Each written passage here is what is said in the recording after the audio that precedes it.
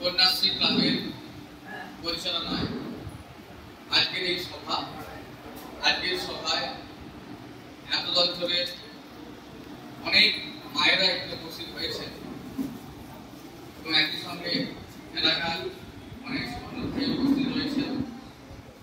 আপনারা যে এইভাবে স্কুলের ডাকে সাড়া দিয়ে উপস্থিত হয়েছেন, আমরা বিদ্যালয়ের পক্ষ থেকে এই আমাদের পরিচালনা সমিতির সম্মানীয় সদস্য সুখদেব পাল মহাশয় এবং সুখদেব বাবুকে আমরা অশেষ কৃতজ্ঞতা জানাচ্ছি যে আজকে এরকম একটি সুন্দর আয়োজনের উনি ব্যবস্থা করে দিয়েছেন এবং এখানে আমরা সুন্দরভাবে এই সভাটি আজকে করতে পারব।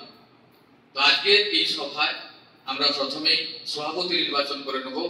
সভাপতি হিসাবে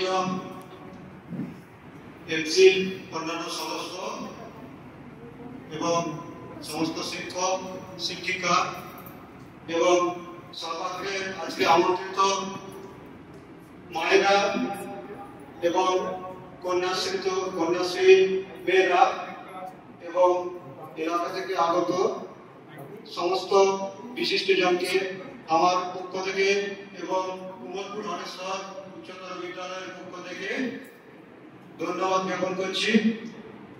আজকে সবার বিষয়বস্তু কন্যাশ্রী প্রোগ্রাম দেখলাম ছবি যেটা তখন কোনো আশাকর্মী নিয়োগ হয় না, তো উনি এই 15 সালে নিয়োগ হয়েছেন।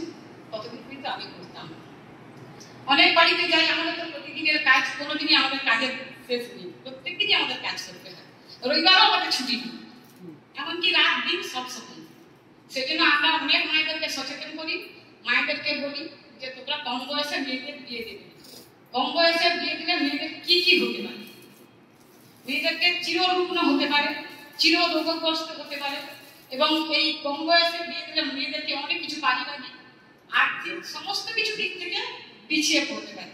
একটি মেয়ে যদি অল্প বয়সে বিয়ে দেওয়া হয়, তার যে বাচ্চাটা হবে সে বাচ্চাটাও অপুষ্টিতে ভুগবে।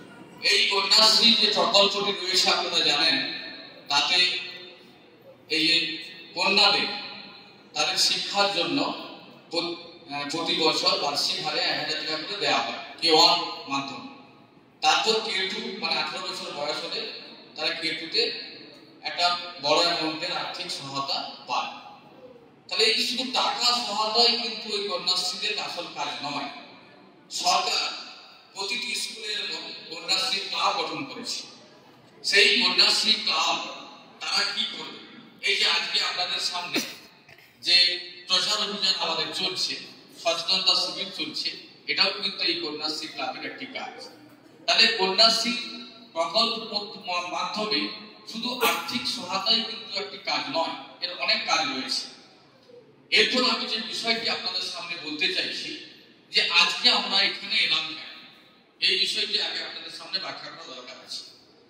আমরা কন্যাশ্রীর বিভিন্ন মিটিংয়ে বিভিন্ন জায়গায় সভায় আমরা গিয়েছি এবং তথ্য পরিসংখ্যান যা বলছে আমাদের সারা রাজ্যের মধ্যে পূর্ব মেদিনীপুর বাল্য বিবাহের মানে ক্ষেত্রে একটি অগ্রণী হয়ে আছে, অর্থাৎ প্রচুর বালিকাদের বিয়ে হচ্ছে পূর্ব মেদিনীপুর। এটা একটি অন্যতম এগিয়ে যাওয়া ক্লাব, মানে এগিয়ে যাওয়া জেলা, অর্থাৎ বাল্য বিবাহ প্রচুর হচ্ছে এখানে। এই পূর্ব মেদিনীপুরের মধ্যে আমাদের চৈতন্যপুর 2 অঞ্চল, এখানেও কিন্তু প্রচুর সংখ্যায় বেশি হয়েছে, যেটা কিন্তু আমাদের শুনতে হচ্ছে, আমাদের শিক্ষকদের শুনতে হচ্ছে। ফলে যখন এটা আমরা শুনি আমাদের এটা ভালো লাগে না, মোটেই ভালো লাগে না। তো আমাদের বিদ্যালয়ে কন্যাশ্রী ক্লাব রয়েছে, তাই যখন আমাদের এরকম একটি ক্যাম্পের কথা বলা হয় তখন আমরা ঠিক এই রিজিয়নটাকে আমরা চয়েস করেছি যেখানটাতে এইরকম একটি এই জিনিসগুলো বেশি আকারে হয়, অর্থাৎ 18 বছরের কম বয়সী মেয়েদের বিয়ে হয়ে যাচ্ছে। তাহলে এটাকে রুখবো কি করে? তাহলে আমরা শুধু শিক্ষকরা কি পারবো? কখনোই না। এটা কিন্তু পারা যাবে আমরা শিক্ষক, আপনারা অভিভাবিকা, আপনারা এলাকায় যারা মায়েরা রয়েছেন, যারা বাবারা রয়েছেন, যারা বিভিন্ন স্তরের অভিভাবক শ্রেণীর মানুষরা রয়েছেন, সকলে মিলে একটা যৌথ যদি আমরা প্রয়াস চালাই তাহলে কিন্তু রক্ষা যায়। প্রথম যখন আমরা এই কন্যাশ্রী মানে বালিকাদের বিয়ে হয়ে যাচ্ছে, আমরা সেটাকে বাধা দিতে যাচ্ছি, সেখানে কিন্তু তার পরিবারের পক্ষ থেকেও কিন্তু পাল্টা বাধা চলে আসছে। তাদের কিন্তু একটা অস্বস্তিকর পরিবেশ এলাকায় সৃষ্টি হয়ে সেক্ষেত্রে স্থানীয় মানুষের সহযোগিতা ছাড়া আবেদন আমাদের স্কুলের সরোজিনী নাইডু কন্যাশ্রী ক্লাবের পক্ষ থেকে আপনাদের সামনে রাখলাম। আপনাদের সকলকে অসংখ্য অসংখ্য ধন্যবাদ এবং সর্বোপরি কৃতজ্ঞতা জানাচ্ছি যে আমাদের স্কুলের ডাকে সাড়া দিয়ে আপনারা সকলে উপস্থিত হয়েছেন। আমরা খুব খুশি হয়েছি, খুব খুব খুশি হয়েছি। আমাদের স্কুলে অভিভাবক সভা ডাকলে আপনারা এত হাজির হন না, কিন্তু এখানে যে হাজির হয়েছেন, এই যে আমরা বলতে পেরেছি, আপনারা যে শুনলেন, সত্যি আমরা খুব কৃতজ্ঞ হয়েছি। আমাদের খুব ভালো লেগেছে এবং আগামী দিনে আপনারা ডাকলে অবশ্যই আমরা আবারও আসবো। এইটুকু জানিয়ে সকলকে অসংখ্য ধন্যবাদ জানিয়ে শেষ করবো। আমাকে শুনতে ভালো লাগছে না। যেরকম আমাদের আশা কর্মীরা যেরকম বললেন